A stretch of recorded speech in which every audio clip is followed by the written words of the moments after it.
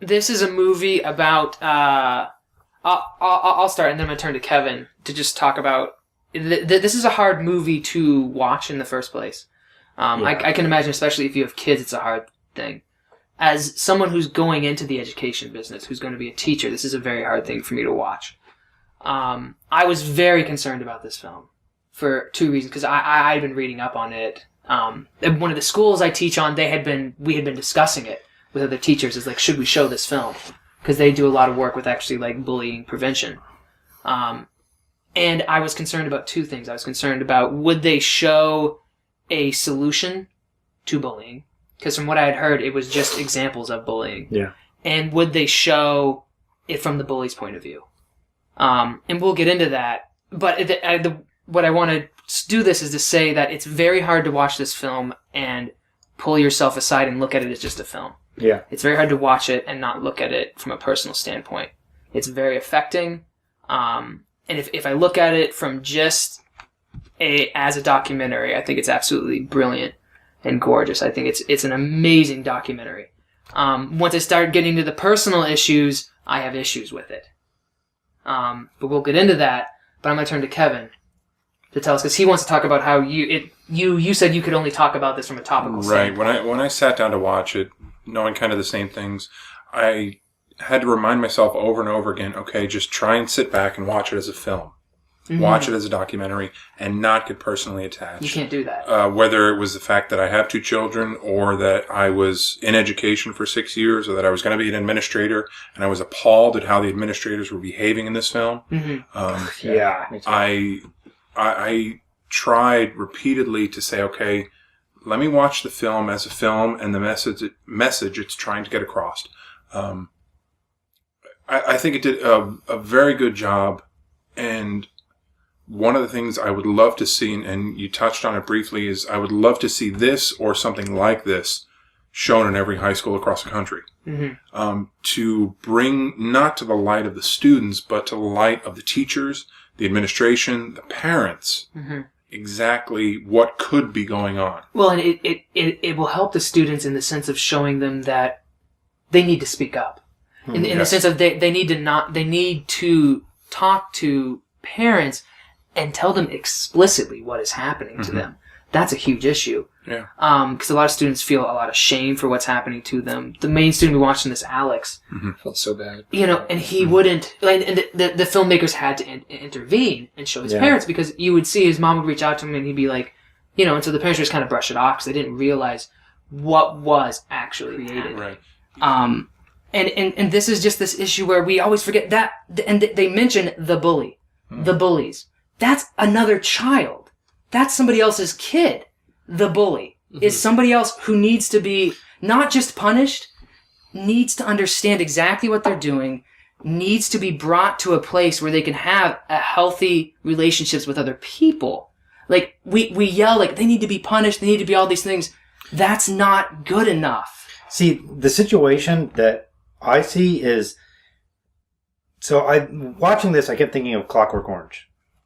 Because where the kids just run. Yeah, I mean, the reason I don't like the movie is mm-hmm. because the whole sort of theme of Clockwork Orange is that there's a period in human beings' lives where they're just vicious. Yeah, they're vicious and they prey on the weak, and there's no stopping that. That's just part of growing up, and eventually you learn to overcome that deficiency.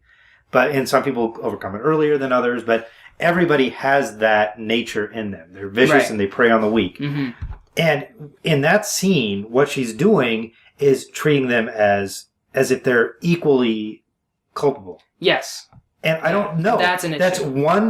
It's one person who's giving into that viciousness, mm-hmm. preying on the weak. And that, at least in schools, they can't do anything outside of schools. That needs to be just flat out stopped. Yeah. You say, no, you cannot do this. This is unacceptable behavior, and you just stop it. You don't try to say, well, you're both kind of responsible for this, and, if you just be friends, everything will be better. She's trying to stop it. She's saying, it's over. But her attitude is if you just become friends, everything will be better. And that's not, she's not addressing the fact that there's this aspect of human nature that's just pure viciousness. So then how do you address that? You have to grow out of it? No, you educate the administration and you educate the parents on how to deal with this, how to recognize it, how to stop it. That's the main thing. Yeah. All right, so how do you do that? Because I actually think this movie doesn't do a good job of that. It doesn't. I think that it does a very poor job of that. And that's my biggest criticism. I think its intention is not necessarily to educate in the right way. I think it's just to show people, look, this is what's going on. Yes. I mean, the parents of Alex even said, I had no idea it was going on to this level. Well, yeah, today I got choked out and somebody stabbed me with a pencil. If my kid came home and said that, I would flip. Yeah, and rightfully so. I mean... so what do you do? It was kind of creepy. There needs to be responsibility on all ends, though. The parents, the teachers, the administrators, the law enforcement officials.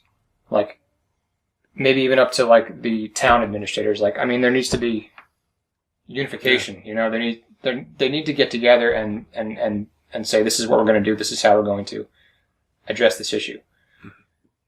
How do you do that? I don't know, you know, because I'm not whatever, but... I know there are some schools... that I go into for work for different things that have police officers in the buildings.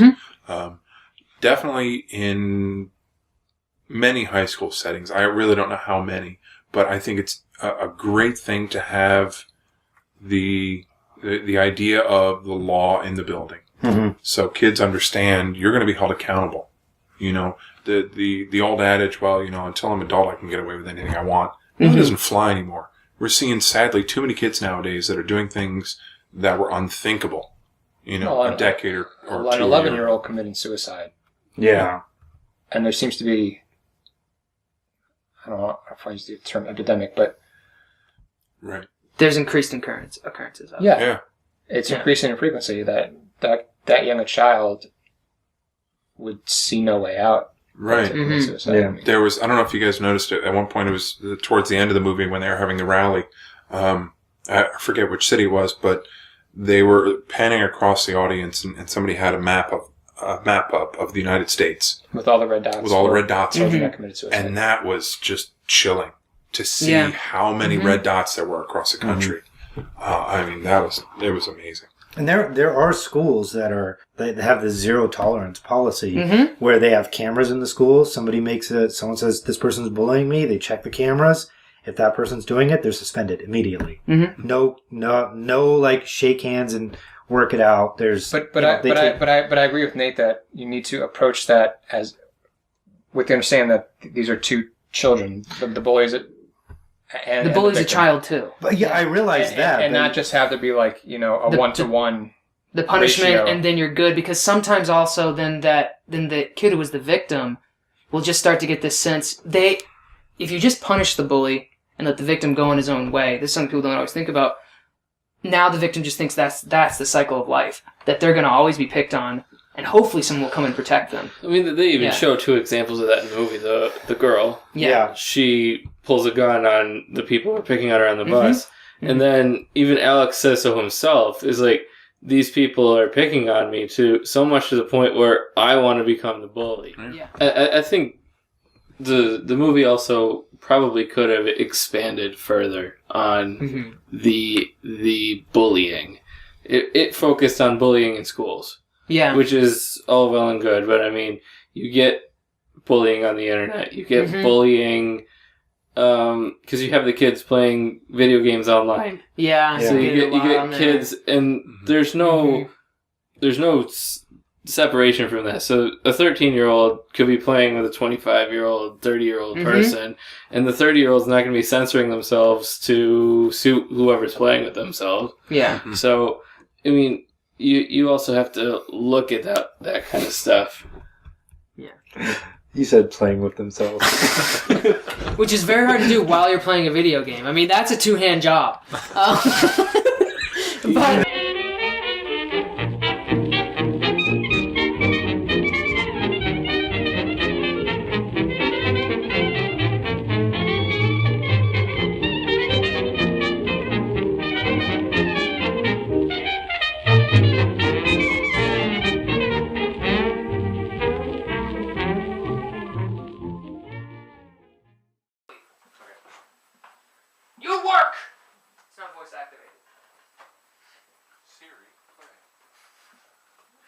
Siri for the iPad now. Woo! Yeah.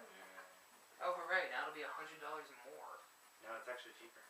It's ridiculous. I hate Apple. Sure. Anytime now they'll have Siri for the Mac. Siri, search for porn. Yeah.